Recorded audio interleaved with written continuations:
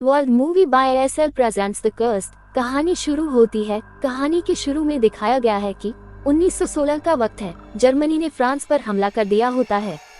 लड़ाई के दौरान एक घायल फ्रांसीसी कप्तान को पेट में 3 गोलियों के घाव के साथ एक मेडिकल तंबू में लाया जाता है। उसकी हालत बहुत ही खराब होती है। सर्जरी के दौरान एक सेना सर्जन, जर्मन डिजाइन की नहीं बल्कि चांदी से बनी एक चौथी गोली भी कप्तान के पेट से निकलता है।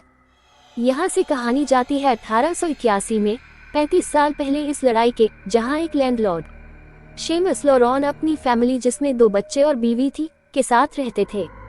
शेमस लॉरॉन की ही एक जमीन पर रोमानी कबीले ने डेरा डाला हुआ था। रोमानी कबीले के लोग कब्जा करके वहाँ पर रहा करते थे। आने वाले खतरे को देखते हुए एक बुजुर्ग रोमानी नेता अपने कबीले की सुरक्षा के लिए भेड़िए के नुकीले दांतों के आकार में चांदी के दांतों का एक सेट डालकर कुछ मंत्र बोलती है। अपनी जमीन को वापस हासिल करने के लिए शेमस लॉरॉन और उसके साथी आपस में एक प्लान बनाते हैं। फिर अगले दिन शेमस लॉरॉन और उसके साथी रोमानी कबीले पर हमला करके सबको मार देते हैं। रोमानी कबीले के मुखिया और एक आदमी को छोड़कर बाकी सब लोग मारे जाते हैं। उन दोनों को शेमस लॉरॉन के लोग बंदी बना लेते हैं। बचे हुए आदमी को बड़ी बेरहमी से मारकर उसकी खाल में भूसा भरकर उसको खेत में स्कैरक्रो बनाकर खड़ा कर दिया जाता है, जबकि रोमानी नेता को उसकी मुट्ठी में चांदी के नुकीले दांतों के साथ जिंदा दफना दिया जाता है। इसके तुरंत बाद सीमस के बच्चों एडवर्ड और चार्लोट सहित शहरवासियों को स्कैरक्रो और उस बुजुर्ग औरत के सपने आना शुरू हो जाते हैं, जिसका आयु बहुत दर्जाट आए हैं। एक दिन खेलते समय खेत का लड़का टिम्मी अन्य बच्चों को बताता है कि वह स्कैरक्रो का स्थान जानता है। वह चार्लोट और अन्य बच्चों को वहां ले जाता है। वहां पहुंचने पर टिम्मी सबको कसम खाने को बोलता है कि वह इस जगह का पता किसी को भी नहीं बताएंगे, पर टिम्मी अपने आप को चांदी के दांतों को खोदकर निकालने से रोक नहीं पाता। बॉक्स निकालकर वो उसी खोलता है। तभी टिम्मी एकाएक पोसेस हो जाता है और भेड़िए के दांतों को अपने मुंह में रख लेता है। फिर वह एडवर्ड का गला काट लेता है, जबकि अन्य बच्चे वहां से डरकर भाग जाते हैं। चार्लोट भागती हुई अपने घर आती है और सब बात अपने पेरेंट्स को बता देती है।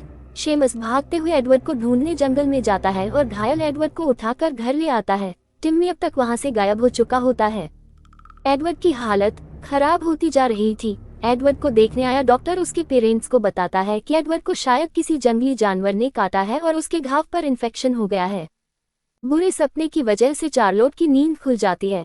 वह एडवर्ड को चेक करने उसके कमरे में जाती है, जहां एडवर्ड जोर जोर से सांस ले रहा होता है। एडवर्ड का पूरा शरीर लकड़ी जैसी लताओं में फंसा हुआ था। ये देखकर चार्लोट बहुत डर जाती है और अपने माँ बाप के कमरे की तरफ भागती है। जब शेमस एडवर्ड के कमरे में आता है तो देखता है कि वहाँ पर एडवर्ड नहीं है। एडवर्ड वहाँ से जा चुका होता है।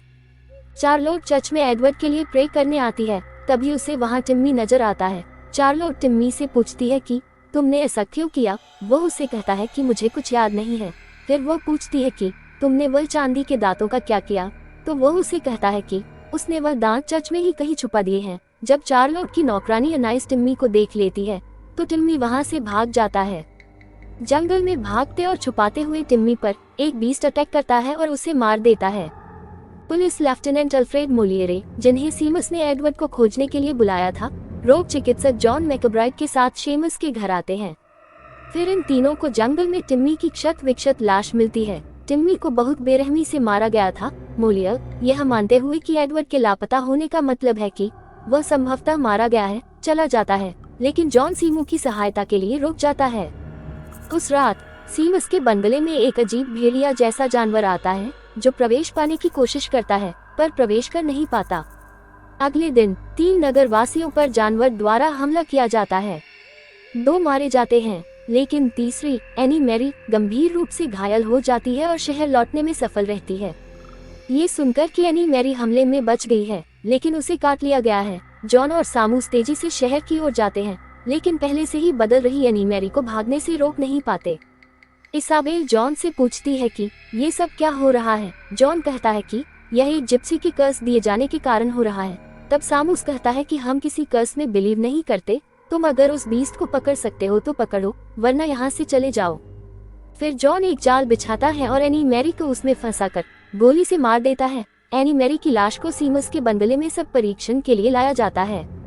जीव को काटने से पता चलता है कि एनी मैरी जानलेवा गुस्से में चिल्ला रही है। जॉन इस बात पर जोर देता है कि उसे बचाया नहीं जा सकता और वह एक ग्रामीण को उसे गोली मारकर हत्या करने का आदेश देता है। जॉन बताता है कि संक्रमण के कारण पीड़ित एक बीस्ट बन जाता है। सीमस को एहसास होता है कि उसका बेटा एडवर्ड भी अब तक एक बीस्ट बन चुका होगा। जॉन सीमस की पत्नी इसाबेल को बताता है कि उसकी पत्नी और बेटी को एक ऐसे ही जानवर ने मार डाला था। वह रोमानी की जांच कर रहा था क्योंकि उन्होंने कहा था कि उनका इस भूमि पर शाप पूरा हो गया है। इसाबेल जॉन को ये भी बताती है कि सीमस ने ही रोमानी काबिल वालों को मरवाया है, इसीलिए उसको और उसके रिश्तेदारों को रोमानी कबीले वालों का शाप लगा है। जॉन चार्लोट से पूछता है कि अगर तुम्हें कुछ पता है तो हमें बताओ। इस पर चार्लोट जॉन को चांदी के दांतों के स्थान के बारे में बताती है और कहती है कि उसने चांदी के दांतों को पिघलाकर 4 सिल्वर की गोलियां बना दी है। बीस्ट सीमस की नौकरानी अनाइस पर हमला करता है और उसे काट लेता है, लेकिन सीमस और उसके लोगों के वापस लौटने के कारण वह भाग जाता है। बीस्ट द्वारा अनाइस पर हमला करने के सबूत जॉन देख लेता है, पर इससे पहले वह सीमस से झगड़ा करता है कि उसी की वजह से उसकी बीवी बीस्ट के द्वारा मारी गई थी। सीमस को अनाइस के कमरे से आवाज आती है तो वह उसके कमरे में जाता है, जहां बीस्ट बन चुकी अनाइस सीमस पर हमला करती है और उसे गिरा देती है। सीमस के हाथ की कैंडल तब पर्दों पर गिरकर पूरा घर जला देती है। सीमस अनाइस को मारने में सफल हो जाता है, लेकिन अनाइस अब उसको भी काट चुकी होती है। ये जानते हुए कि वह बदलने वाला है और अपने परिवार पर हमला करके उनको मारने वाला है, सीमस जॉन के सामने ही आत्मदाह कर लेता है। फिर चार्लोट और इसाबेल को लेकर जॉन उन्हें चर्च में ले जाता है, जहां अन्य शहरवासियों ने बीस्ट के हमलों के कारण वहां शरण ली है।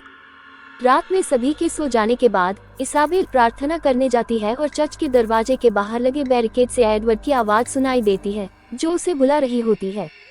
दुखी इसाबेल बैरिकेड हटा देती है, जिससे वह बीस्ट चर्च में घुस जाता है और शहरवासियों का नरसंहार करने लगता है। जॉन बीस्ट को चांदी की गोली से मारने का प्रयास करता है, लेकिन इसाबेल जानबूझकर उसके लक्ष्य और जानवर के बीच खड़ी हो जाती है। फिर वह उस जानवर को एडवर्ड कहकर बुलाती है। जैसे ही वह जानवर इसाबेल पे अटैक करता है, जॉन के पास जानवर पर गोली मारने के अलावा कोई विकल्प नहीं बचता है। दोनों फर्श पर गिर जाते हैं और जैसे ही इसाबेल मरती है, एडवर्ड अपने मानव रूप में वापस आ जाता है। इसाबेल अपने रोते हुए पुनर्जीवित अपने बेटे को गले लगाते हुए मर जाती है। अपने माता पिता दोनों की मृत्यु हो जाने और उनकी जागीर नष्ट हो जाने के बाद जॉन, एडवर्ड और चार्लोट की देखभाल करने का फैसला लेता है। चार्लोट बची हुई 3 चांदी की गोलियां जॉन को लौटा देती है। ये पता चला है कि घातक रूप से घायल फ्रांसीसी कप्तान ही एडवर्ड है। चर्च में एक बीस्ट के रूप में गोली मारे जाने के बाद से ही चांदी की गोली उसके अंदर फंसी हुई थी। चांदी की गोली निकाले जाने के साथ एडवर्ड की ऑपरेटिंग टेबल पर मृत्यु हो जाती है। कुछ समय बाद चार्लोट, जो अब बड़ी हो चुकी है, बिस्तर पर पड़े बुजुर्ग जॉन से मिलने जाती है और चौथी चांदी की गोली उसे लौटा देती है।